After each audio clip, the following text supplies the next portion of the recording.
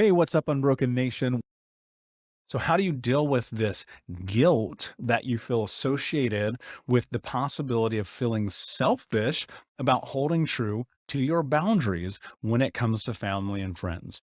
Reality, like, look, you have to understand something really important about guilt.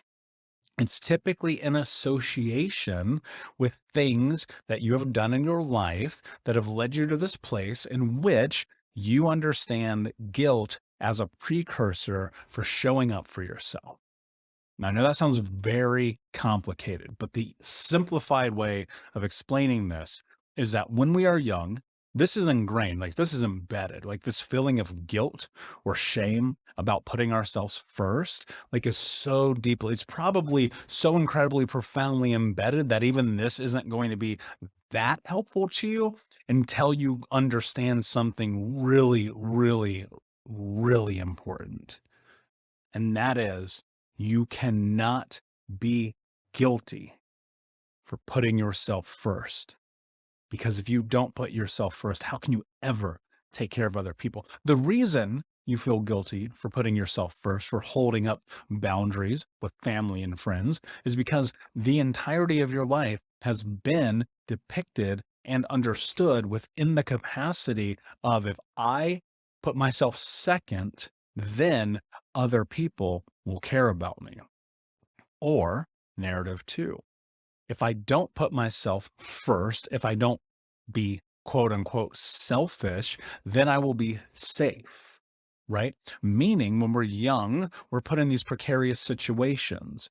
And those situations all often, excuse me, they often involve us not stepping into our agency due to the fear, the ramification of taking action in our life. Or three, when we do step into this, where we try to create something in our life on our terms, someone typically within our community, our family, our siblings, our peers, our teachers, they say, how dare you? You're so selfish. Look how greedy you are. Always putting yourself first. And that agency, that one moment could be so minor. And here's what happens when we're in our developmental years, these one things, these one moments, excuse me, these one moments, these single occurrences, a single sentence, you're selfish because you put yourself first over your mother who bends over backwards. Or, you've heard that, whatever that thing is, that guilt that they distill upon us. That one moment can become the precursor for everything that happens in your life. I talk about this all the time. In order to understand, and my one-on-one clients, when we are coaching, they know this. Like this is baseline. I'm going to share something with you here. Baseline, to get to where you want to go, you have to understand how you got to where you are. And if you got to where you are right now because someone ingrained the idea that you should feel guilty about taking care of yourself, then now to get to where you want to go, where you remove that guilt, it's going to take a lot of action. You're going to have to put in some work. Like that's what it comes down to. Feeling guilty about who it is that you are when it comes to taking care of yourself in conjunction with family and friends. Like, think about this. It's fucking nonsense. Like, really, it is. Like, truly at the depths of it, like when you really look at it and you measure it and you go, what's really going on here? It's fucking nonsensical. Of course you should take care of yourself. Of course you should have boundaries. Of course you should hold true to those things. I don't let anybody cross my boundaries for any fucking reason. I can deal with a lot of shit in my life. Like I really can, but I don't let people yell at me.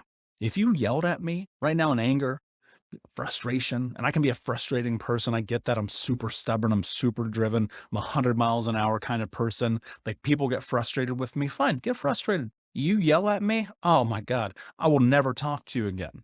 I might give you the space to apologize, but realistically, my boundary says I don't allow people to yell at me because the form of communication I understood as a child is verbal violence, physical violence too, but verbal, and being yelled at and being screamed at and being belittled. And so think about this from that factor, right? You look at your life and you go, in conjunction with the understanding of who I am versus the person that I was, can I formulate a way to move through this feeling of guilt when it comes to being quote unquote selfish as defined by other fucking people, not me? Well, first and foremost, what you have to understand is this idea of selfishness. If that's your self defined narrative, then you have a different problem. If you are feeling like you are doing things selfishly, you have a very different problem than other people are telling me I'm selfish. Or the third option, which is I feel, right? I feel like I'm selfish, even though part of me feels like this is the right thing to do. Right? It gets convoluted, just like me speaking tonight. It gets convoluted, and the reason that it gets convoluted is because we've allowed ourselves this space in which we justify the idea that somehow taking care of ourselves should be secondary. And when we take care of ourselves, we justify that predetermined programming embedded and ingrained in us since youth for many of us that by taking care of ourselves, we are selfish. And when you feed into that, then it holds true. Why? Because we are the stories that we tell ourselves.